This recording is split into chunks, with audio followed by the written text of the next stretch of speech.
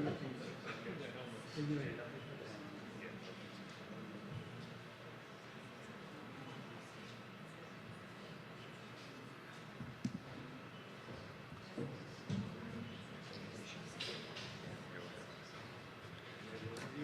going to wait for them to give them they're both on. Okay. That's good. We're changing the name from Lincoln's iPad.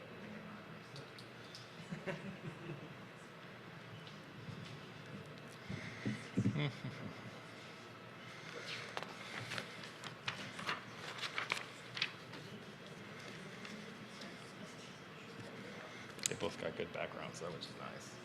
They're not like on an airplane or anything crazy. Or recruiting somebody's home. Yeah.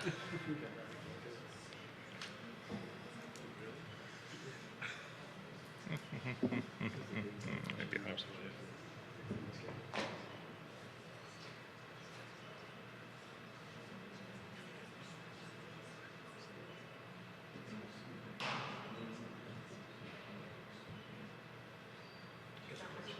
Or 4 o'clock is starting at 4:02.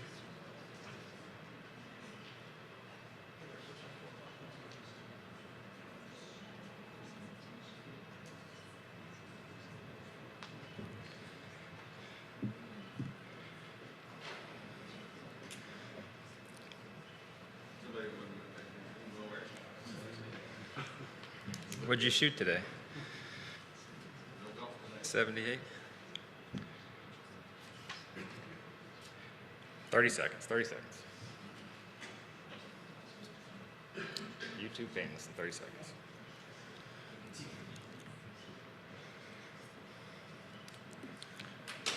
All right. Are we good?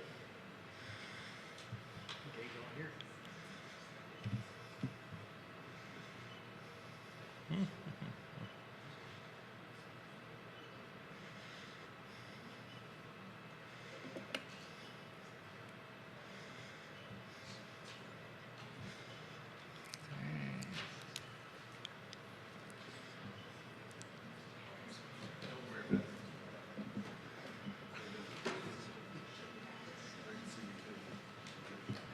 I think they're probably chit-chatting is the problem, so it's that awkward we cut off the coaches. Okay. Okay. Ladies and gentlemen, welcome to the Valero Alamobowl team announcement party, and head coaches, welcome. Joining our bowl partners and local media today, we have Valero Executive Vice President and Chief Operating Officer, Gary Simmons. We have this year's Valero Alamobowl Chair, John Eady, and we have our President and CEO of the Valero Alamobowl, Derek Fox. In-person media on the Q&A portion can raise hands and we'll bring a mic to you. If you're on the Zoom right now, you can also raise the hand feature and we will call on you at the appropriate time. Let's begin with opening remarks from John. Thanks, Rick, and thank you for being with us as we celebrate the 2 teams that will participate in this year's 33rd Valero Alamobowl. Interest in college football has been at an all-time high, and we're ecstatic to keep it going during this bowl season, thanks to the outstanding programs that we'll introduce to you today. But first, I'd like to acknowledge the success of our community outreach efforts. I'm especially proud of this year's Valero Alamobowl will award the most scholarships in our history as we recognize 182 winners in this year's game representing every San Antonio area high school and university. The support of our title sponsor Valero has enabled us to grow our community impact every year and provide matchups that provide such thrilling games. So please join me in applauding Valero Executive Vice President and Chief Operating Officer Gary Simmons and the rest of the Valero Energy Corporation for their support. Well, thank you, John. You know, Valero is honored to have served as a title sponsor of the Valero Alamobowl since 2007. Over the years, Valero's support has helped shape the Alamobowl into a signature holiday tradition that draws thousands of student athletes, families, and fans to our city each year. The Valero Alamobowl has delivered tremendous positive economic impact for San Antonio, and Valero is proud to help drive that success. So we look forward to another memorable and exciting game this year. With that, I'll turn it over to John to talk about the 2 teams competing in this year's game. Thanks again, Gary, for making us the #1 local scholarship giving among all bowl games. We're happy to announce that USC and TCU have accepted invitations to play in the 2025 Valero Alamo Bowl. The Trojans and Horned Frogs will square off in the Alamo Dome on Tuesday, December 30th at 8 p.m. on ESPN. There's everybody's hat. Go. At this time, I'll turn it over to Derek Fox, President and CEO of the Valero Alamo Bowl, to tell us about these programs and to introduce the head coaches. Well, thank you, John, and thank you, Gary. It's a pleasure to start off by introducing this year's visiting team, USC. The 16th ranked Trojans are making their first appearance in the Valero Alamo Bowl. In Lincoln Riley's 4th year as the head coach, USC finished the regular season with a 9-3 record and 7-2 in Big Ten play. In 2009, Riley called plays as the interim offensive coordinator for Texas Tech in their 41-31 win over Michigan State in the 2009 Valero Alamo Bowl, producing 579 yards of offense. Nice way to start off, Coach. I asked my opening statement, Yeah, go ahead. Coach Riley. Yeah. So, Coach Riley, I'll turn it over to you for an opening statement. Thanks, Derek. I really appreciate that. It's great to be here with everybody today. Honor for our team to be able to represent the Big Ten in the Valero Alamo Bowl. It's a game, as you mentioned, that's very near and dear to a lot of us. Some great history through the years, and then over the last few years, seeing all the different matchups, the exciting games. It feels like it's been every single year watching this game. So thankful for this bowl, thankful to Valero, all that you guys do in the community. Just incredible just to listen right there to the impact that it's making. It'll be great to see my good friend Sonny Dykes on the other sideline. Somebody I've obviously had a long history with, been a great friend. He's a tremendous coach. Obviously his track record speaks for itself, and he's done an awesome job at TCU. So I know it'll be a great matchup. Our team will look forward to preparing and then getting down to San Antonio after the holidays, and looking forward to a great game. Thanks, Coach. I've got one initial follow-up question before I turn it over to Coach Dykes. You've coached 3 Heisman winners, including Caleb Williams, who holds the Valero Alamo Bowl passing records. You've got a very efficient passer this year with Jaden Mayava. Tell us what makes him so special. Jaden's done a really nice job leading our team and leading our offense this year.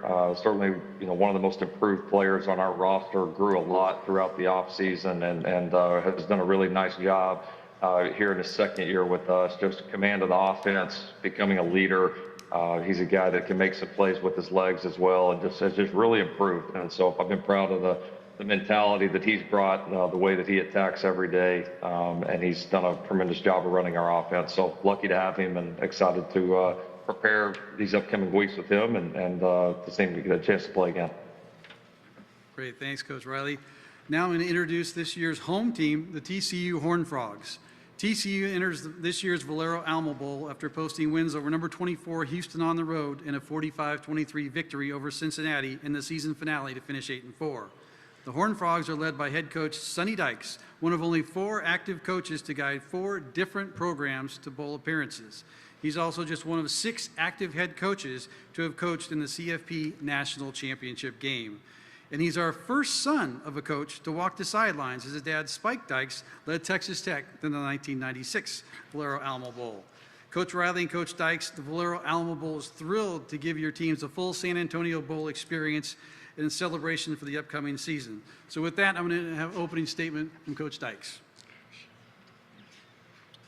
Well, I just want to say thank you to the Valero Alamo Bowl on behalf of TCU. I know our fans are very, very excited about this opportunity to play against USC, one of the great programs in all of college football. We're very excited about the opportunity to go to San Antonio, stay in the state of Texas.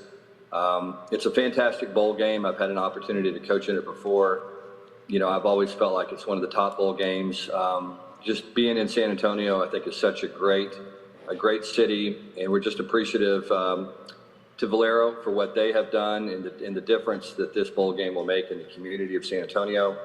We're fired up and excited, looking forward again to playing against SC, who's obviously one of the best programs in college football. Lincoln and I go way back.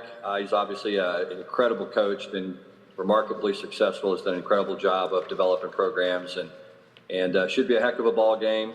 I know our guys will be excited to play in the game, and I know our fans will be excited to come to San Antonio. So we're looking forward to it, and should be a great day.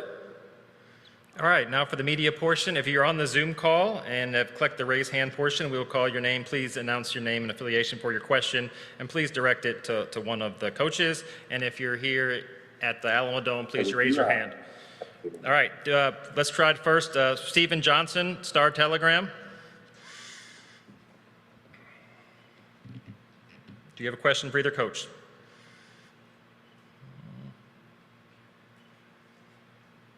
Going once.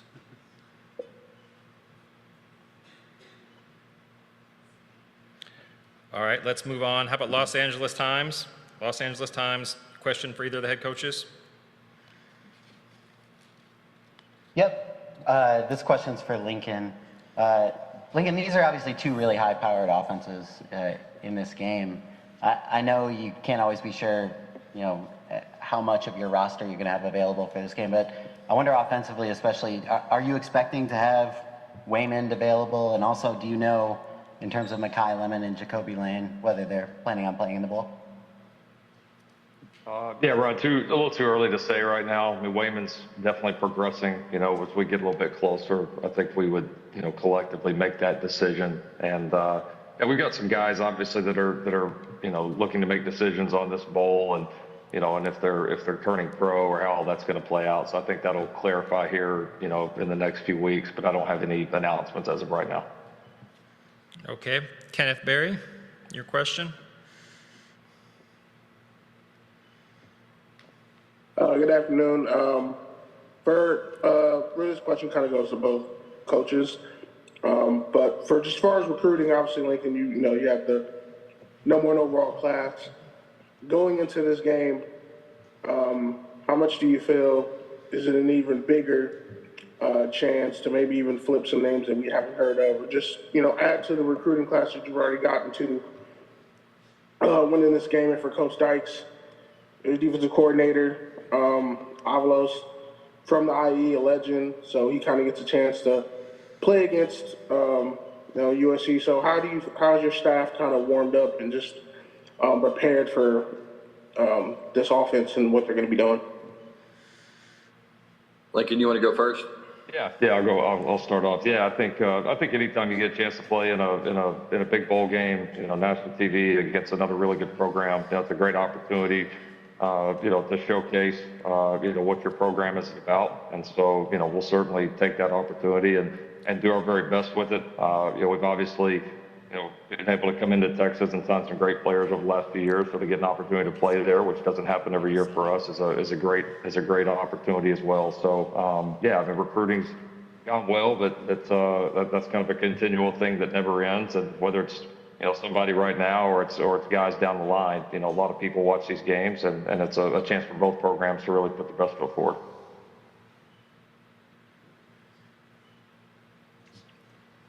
Just to follow up with that, as Lincoln said, I think, you look at the history of this bowl game, there's a lot of eyes on this game, always has been. I think it's a great time slot, the day before New Year's Eve, and I believe it's 8 o'clock Central Time. So I would expect the game to be, widely viewed, a lot of eyes on the game, which obviously helps in recruiting.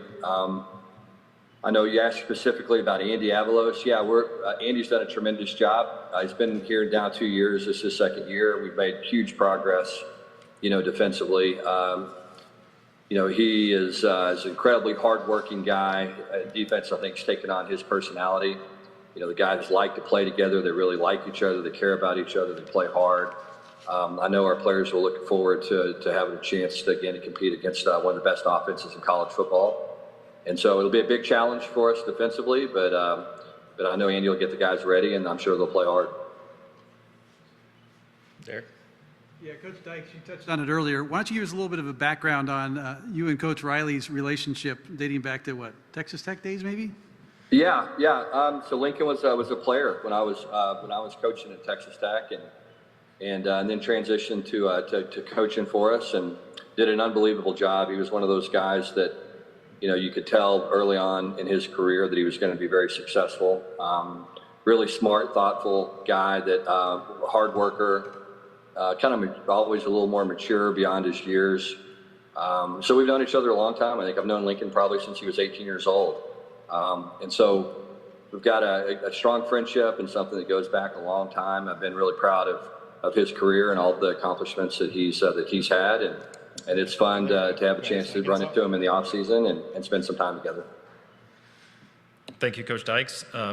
Media, we have a question from Shotgun Sparling. Yeah, Shotgun Sparling with USCFootball.com. For both coaches, how important is this game as a springboard heading into the 2026 season? Go ahead, Sonny. Yeah, it's interesting. I think especially in today's college football world, I feel like this is almost your first game for the following season in a lot of ways, just because you're gonna, you got a lot of guys transitioning in and out of your program. I think that the bowl practices are critical to get young players in your program an opportunity to develop, get those guys a lot of reps. And obviously it's a chance to get the guys that are coming back a lot of practice and a lot of reps as well. I mean, you almost get an extra spring practice, from some of these bowl games. And so it's important. I think it's really, really important with the development of your players, especially, again, the young ones. And I think you can catch some momentum. I always believe that you play well in the bowl game, it carries over to the off season. And I think that carries over to next season as well. Yeah, I think Coach Dyke said it well. I mean, it's the way these games have evolved. It does feel like in some ways the end of this year, and in a lot of ways the beginning of the following year as your roster evolves. And yeah, probably the most valuable part of the entire experience, I agree, is the practice time with the guys. It's critical. It's critical, and there's so many guys I think we could point to, I'm sure, in our careers that maybe they didn't have a big impact during the season, on Saturdays, and they developed to that bowl time, maybe went in there and had a good bowl game, and then their career really seemed to take off from there. So, we're looking forward to advantaging the time and the opportunity as much as we can. Thank you, Coach. Ryan, did you have a follow-up? I did. Different question, though. Lincoln, I'm just wondering, they mentioned your previous Alamobowl experience, that being one of the first times you got to call plays. What do you remember from that day and that whole experience? Yeah, it was kind of one of the more probably like emotional games that I've been a part of. Obviously, that was when kind of all the controversy was going on with Mike Leach and Texas Tech, and we were kind of caught there in the middle of it, and so an opportunity arose out of not a very positive situation, and our staff and players that day were able to bind together and take a situation that wasn't very positive and make it a cool memory. I was pretty young at the time, and it was very, very unexpected. It was a tough moment for us all, because I think we all kind of knew that that great thing that had happened at Texas Tech, and obviously from Coach Dykes' dad moving down. Obviously, Coach Dykes was a huge part of that staff through the years, and all the success that had happened at Tech. Like you knew it was kind of over, like that era was over, and it was I think kind of a strange time for us all, but it was a magical night, and it was cool to see everybody come together. And yeah, I think that's one of those nights if you're fortunate enough, like Sonny and I have been, to get some pretty cool opportunities in this business, you have to have some nights like that where, you might look back and say, if this didn't happen, would we have gotten these opportunities? Would we have had a chance to coach at some of these places or experience what we have? And that's definitely, one for me that I still remember like it was yesterday. Thank you, coaches. Derek? Yeah, I'll close by saying thank you to both coaches for joining us today in this press conference to help promote what we know will be one of the best bowl games in the bowl season. We know you guys' time is very valuable. You've done a tremendous job with both your programs, and I can guarantee you that San Antonio is the perfect city to host sporting events like the Valero Alamobowl. And coaches, you've got our pledges that we'll make sure that your student athletes, your fans, and everyone will experience San Antonio and the Valero Alamobowl like no other, and make it a tremendous experience for you. So thank you for accepting our bid and for bringing your teams to San Antonio and the Valero Alamobowl. Thank you. Thank you, guys. Appreciate it. Look forward to it.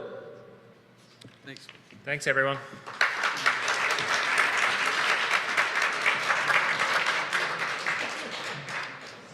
Thanks, Ben.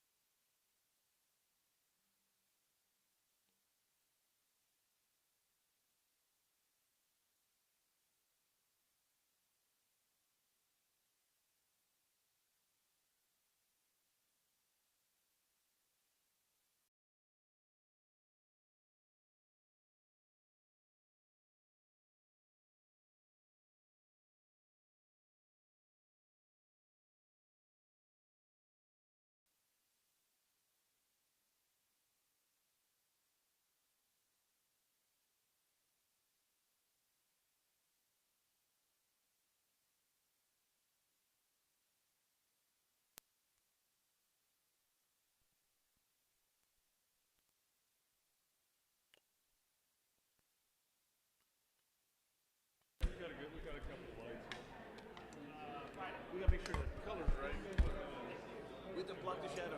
Oh, he's gonna have a shadow.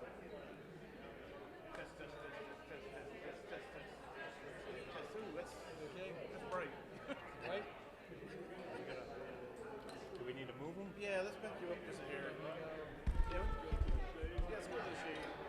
We don't need you squinting. Let's go back there. Okay, watch. Watch how we move over.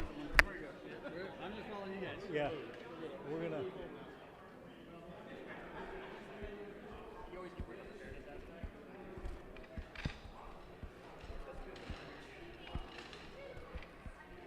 Yeah, that's good. You look a lot better. Yeah. I'm all hung up in here.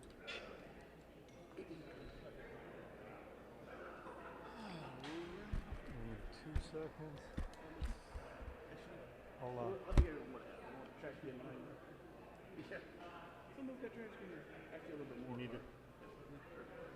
Yeah. That's a little far. Yeah, I know. Mark. Sorry. I don't want your trash can. Dude, it's a trash can. Look at my belly. There's not raccoons coming out. Trash can punch or I something? don't know. We're going on here. Yeah, that was good. Yes, I am. Okay. All right. All right. Test 1, 2. We ready? Perfect. All right. How excited were you when you finally found out that finally USC is going to come to the Alamo? We're truly excited. What a great matchup. USC, their first time here to play TCU, and just a tremendous matchup. Obviously, you heard in the press conferences, two coaches who know each other very well, got a history together. Obviously, it's the 10th anniversary of the comeback on TCU's perspective, so it's going to be an exciting game. Two great quarterbacks to lead their teams, so anticipate another shootout here in the Valero Alamobowl. What makes this so special at this time of the year, especially for everybody behind the scenes that have done so much work to get to this point? Well, it's really an honor to be a part of this organization. Valero's been such a tremendous sponsor to lift us up, to have that top selection outside the CFP. So you see every year we've got teams that are in the CFP mix didn't make it, but as you heard today, truly excited to come to San Antonio. We've got such a great destination city, so many great volunteers and sponsors who are supportive of us each and every year, regardless of the matchup. And then the kind of the cherry on top is when you have a matchup like this, excites the local fan base here, and obviously the phones have been ringing since the announcement, which is a good thing to have. And obviously we want to drive, economic impact for our city. Heads and beds from that perspective, and obviously tune on the ESPN for the kickoff at 8 o'clock on the 30th. Both these coaches even said like a lot of eyes are going to be on this game. We have special this have how much of its own TV. Well, what's it like to have that these teams coming here for that? Well, it is great. It's because of the style of play, obviously very entertaining. Two very good quarterbacks that are juniors from that perspective. So obviously there's another chance for them to come back next year if they want.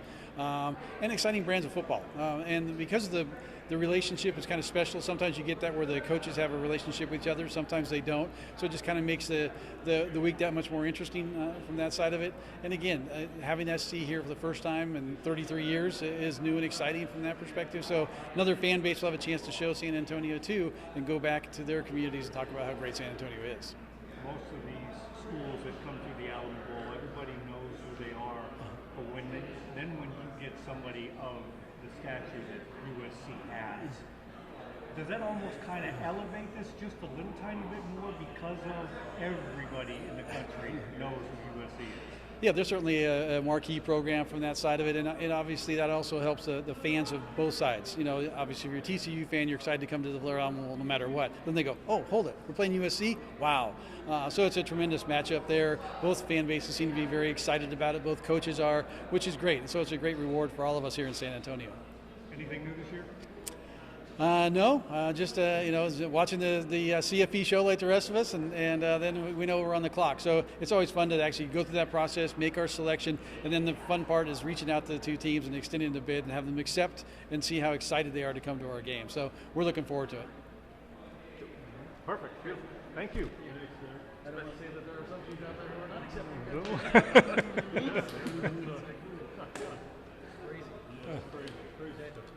You never take anything as a given. No, not. Thank you guys for coming out. Nope, thank you. Make sure you get the before you go too. Good to see you, Jake.